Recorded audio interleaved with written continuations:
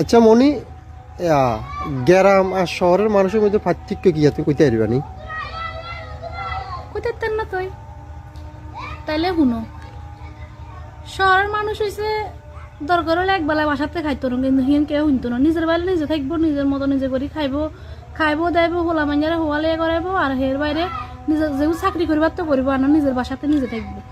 লগের বাসার গুণে কি করবো না করবো এসব ব্যাপারে তাদের কোনো মাথা ব্যথা তো দেখবা লগের ফ্ল্যাটের গুণে চিনেও না অন্য ফ্ল্যাটের গুণে। কিন্তু গ্রামের মানুষ